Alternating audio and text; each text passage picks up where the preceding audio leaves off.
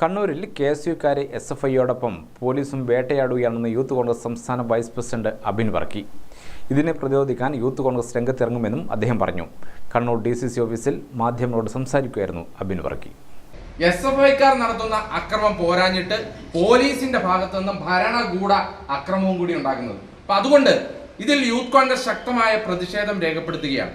ഇവിടെ രണ്ട് ചെറുപ്പക്കാർ, KSUവിന്റെ ജില്ലാ പ്രസിഡന്റും അതുലും സംസ്ഥാന ജനറൽ സെക്രട്ടറി അർജുൻ ഉൾപ്പെടെയുള്ള ആളുകൾ ജയിലിൽ കഴിയുകയാണ് ആ മാർച്ചിന്റെ പേരിൽ. എന്തിന്റെ പേരിലാണ്? ആരാണ് ആക്രമിക്കാൻ ശ്രമിച്ചത്?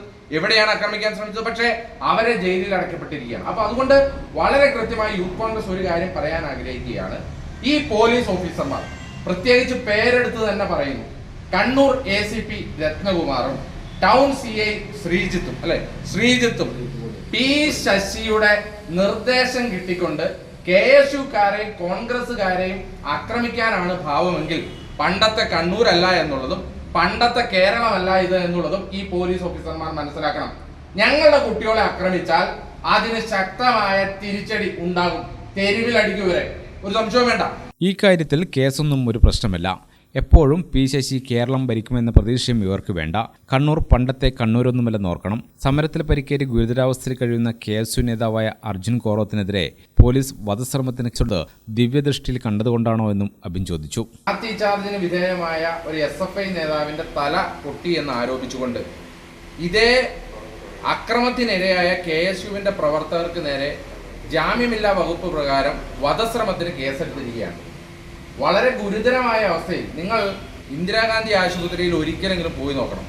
കഴുത്തിന് മാരകമായി പരിക്ക് പറ്റി, നട്ടെല്ലിന് മാരകമായി പരിക്ക് പറ്റി രണ്ട് ചെറുപ്പക്കാർ, 20ഉം 21ഉം വയസ്സുള്ള KSUവിന്റെ രണ്ട് ചെറുപ്പക്കാർ അവിടെ വളരെ മാരകമായ അക്രമത്തിനിരയായി ചികിത്സയിലാണ്. ആ രണ്ട് ചെറുപ്പക്കാർക്കെതിരെ വധശ്രമത്തിന് കേസെടുത്തിരിക്കുകയാണ്. അതും പോരാഞ്ഞിട്ട് അതിൽ പ്രതിഷേധിച്ചുകൊണ്ട് KSUവിന്റെ സംസ്ഥാന കമ്മിറ്റി കണ്ണൂർ കമ്മീഷണർ ഓഫീസിലേക്ക് നടത്തിയ മാർച്ചിൽ അവിടെ കൃത്യനിർവഹണം തടസ്സപ്പെടുത്തിയെന്ന് ആരോപിച്ചുകൊണ്ട്, പൊതുമുതൽ നശിപ്പിച്ചു എന്ന് ആരോപിച്ചുകൊണ്ട് കഴിഞ്ഞ 3-4 ദിവസമായി ഇന്ദിരാഗാന്ധി ആശുപത്രിയിൽ വളരെ മാരകമായ ആക്രമണത്തിനിരയായി ചികിത്സയിൽ കഴിയുന്ന അർജുൻ കോറോമിന്റെ പേരിൽ വീണ്ടും കേസെടുത്തിരിക്കുകയാണ്. എന്തിന്റെ പേരിലാണ്? ഈ കമ്മീഷണർ ഓഫീസ് മാർച്ചിൽ പങ്കെടുത്തുവെന്ന് ആരോപിച്ചുകൊണ്ട്. എത്ര വലിയ തോന്നിവാസമാണ് കണ്ണൂർ ജില്ലയിൽ നടന്നുകൊണ്ടിരിക്കുന്നത്. പോലീസിന്റെ സാന്നിധ്യത്തിൽ SFIക്കാർ KSU പ്രവർത്തകരെ ആക്രമിക്കുകയാണ്. ഇത് ഇനി കണ്ടു നിൽക്കാനാവില്ല.